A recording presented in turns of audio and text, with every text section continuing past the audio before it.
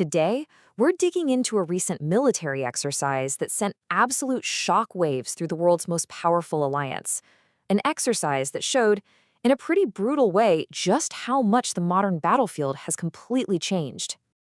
So, picture this. The setting is a massive NATO exercise in Estonia with the codename Hedgehog 2025. And inside that huge operation, a simulation was about to unfold that would test the alliance in ways it never expected. On one side of this simulation, you have this small elite team, just 10 Ukrainian drone specialists. And these guys are bringing their real-world, hard-won experience straight from an active frontline. And who were they up against? A massive, conventional NATO battle group. We're talking several thousand troops here, a huge force that included a British brigade and an entire Estonian division. And the result? Well, in a single day, that tiny team of 10 simulated wiping out 2 entire battalions. They essentially made a massive fighting force completely combat ineffective. The outcome was so incredibly lopsided, it left commanders just absolutely stunned. So, of course, it raised this urgent and, frankly, pretty uncomfortable question for military planners everywhere. How on earth did that just happen? Well, the answer starts with a pretty revolutionary piece of technology, one that was forged in the heat of battle on the front lines. It's a system called Delta. The best way to think of Delta is like a central AI-powered brain that sees everything on the battlefield all at once. It pulls in live drone feeds, satellite images, reports from soldiers on the ground. It fuses all of it into one single live picture. And then it uses artificial intelligence to make sense of everything as it happens. So what this system really does is dramatically shrink what the military calls the kill chain. Now, that's just the critical time it takes to go from spotting an enemy to actually launching an attack. Delta takes a process that used to take hours, sometimes even days, and compresses it down to just minutes. And the speed here is just staggering. Get this, by late 2025, the AI behind Delta had gotten so good, it could analyze all that incoming data and positively identify enemy equipment in just 2.2 seconds. I mean, that's an almost instantaneous level of battlefield awareness. It's a total game changer in any fight. Now, all this incredible speed, it actually points to a new, fundamental reality of modern war, a reality that the Hedgehog exercise exposed in a really harsh way. You see, when the sky is constantly filled with drones, the battlefield becomes transparent. There's just nowhere left to hide.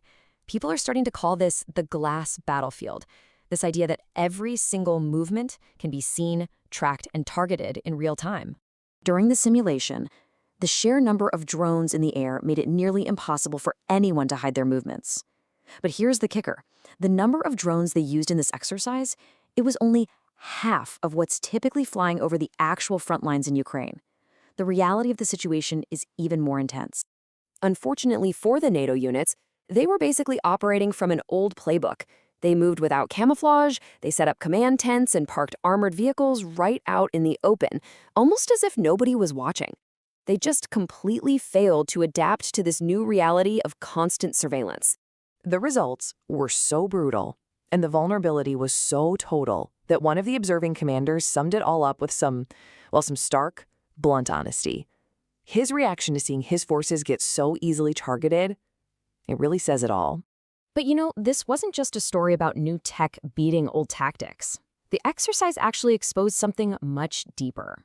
A fundamental, almost philosophical clash in how to even think about warfare.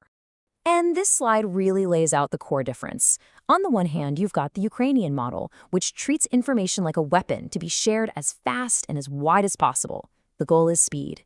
Then you have the traditional NATO model, which has this instinct to restrict sensitive info, to control its flow, and that just creates bottlenecks and slows the whole process down. So, the shocking outcome of Hedgehog 2025, it wasn't just some interesting piece of data from a war game. No, it was a loud, clear, and extremely urgent wake-up call for the entire alliance. Now, to their credit, some nations are already moving fast. The host country, Estonia, they took these lessons straight to heart. They immediately started updating their military doctrine, boosting defense spending, and working with their tech industry to get these new tools integrated. But across the wider alliance, change is proving to be painfully slow. A lot of armies are still training their soldiers with manuals that were written for a completely different era of warfare, manuals that just don't account for the harsh reality of this new glass battlefield. And this really is the crucial point, and it was captured perfectly by retired General David Petraeus. He basically said that just identifying a lesson is not the same as actually learning it. Seeing the problem, that's just the very first step on a long, hard road. Because true learning means you have to do a complete top-to-bottom overhaul of how you train, how you equip, and how you think. The exercise in Estonia was a glimpse into a future where information and speed are the ultimate weapons. And it leaves us with this really critical question. Will NATO and other modern militaries learn the lessons of the glass battlefield before it's too late?